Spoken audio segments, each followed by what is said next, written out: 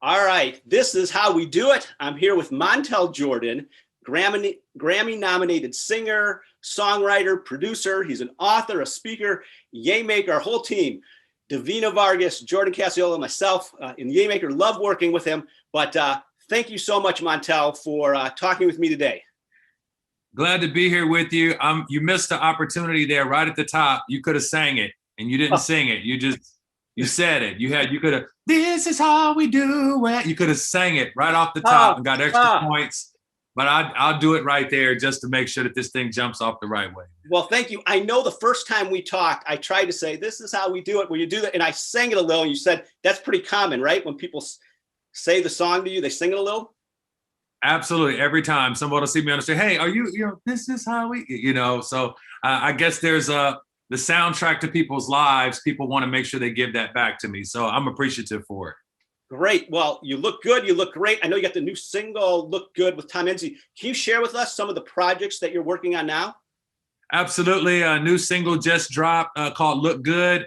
Met an incredible producer from overseas named Tom Enzi, and we wanted to get together and just do something coming out of the pandemic and for encouraging people that no matter what they look like, no matter what their challenges or struggles are in life, that with confidence, anybody can look good. And so that's the idea behind the song. And so naturally there's music coming. There's a jazz album project that I'm kind of working on. And then also doing ministry stuff on a day-to-day basis, diversity and inclusion stuff. I got my hands on a whole lot of different things right now, Matt.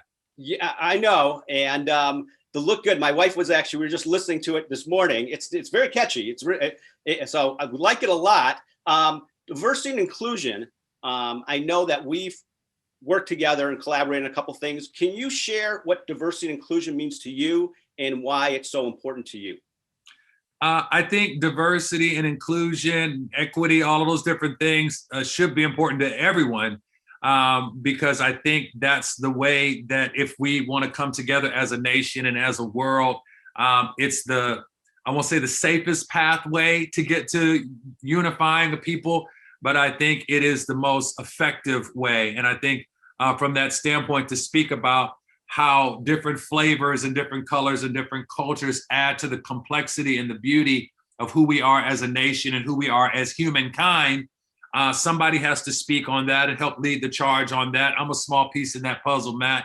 But I think that you and I being on a call together, showing friendship, showing camaraderie, showing love and passion for the same things, this is diversity and this is inclusion. This is us doing a small part in the great bigger scheme of what I think the world should be doing to cross-collateralize our talents and our gifts and our cultures and our foods and our thought processes to bring all these pieces together to make a more beautiful tapestry of life that we're living together on this earth. I think there's a difference in tolerating each other and reconciling with each other. I think in a lot of ways we tolerate being around each other, but and I'm talking culturally, we tolerate each other rather than reconcile to be close to one another. And so I want to move past toleration and get to reconciliation.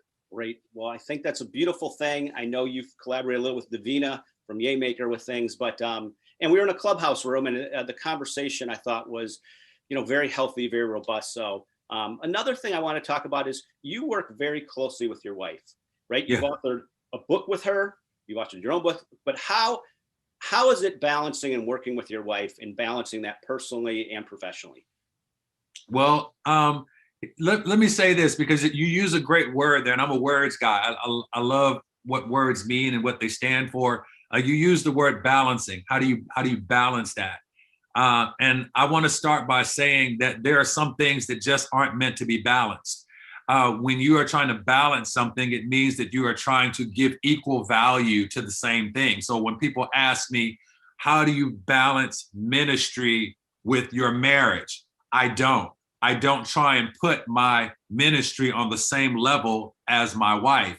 How do you balance parenting and your marriage?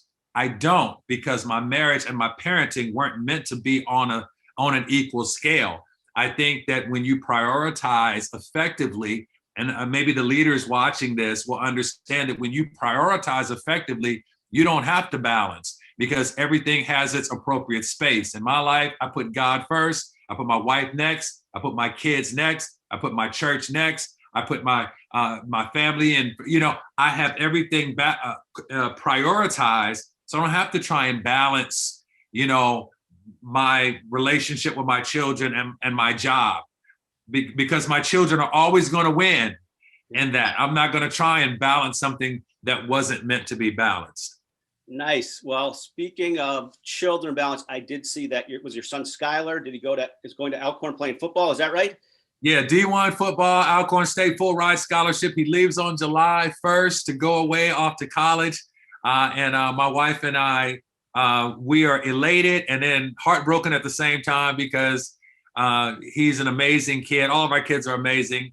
He's just a special young man. Just got 4.0 grade average in his senior year. And so really, really proud of him. And let me just circle back just really quickly. Yep. My wife and I, we love working together. And so because we enjoy it and we make it not work, we make it doing life together. Anything that we get to do together, whether it's traveling, speaking, touring, performing, counseling, all of those things, we don't make it a chore, we make it a choice. And when it's a choice above being a chore, you can always find the bright spots in doing things like that together. Well, I love that. You also mentioned your son academically. Yourself, right? Did I just see that Pepperdine, that you officially got your diploma, graduated? Congratulations. And can you share a little on that? Yeah, absolutely. Thank you for that. Yeah, I went to Pepperdine from 1986 to 1991. I was about 12 units shy of completing my degree, but I had my graduation ceremony back then, and because of finance and grants and all of that, when I walked across that stage and my parents saw that I graduated, I was like, bye. And there was no coming back. And then during the 2020 pandemic, in that time of quarantine, I sat back and I looked, and God was just showing me in my life something that had been unfinished. And so I went back to the university, and online, I went back and finished those final 12 units to actually finish 29 years later, to finally get my actual diploma. And to finally complete what I started. And I think the beautiful story behind that is you are never too young or never too old to complete what you started. I think that's what I mean. You're never too old to complete what you started. And so that's a big achievement, and I'm super proud of that.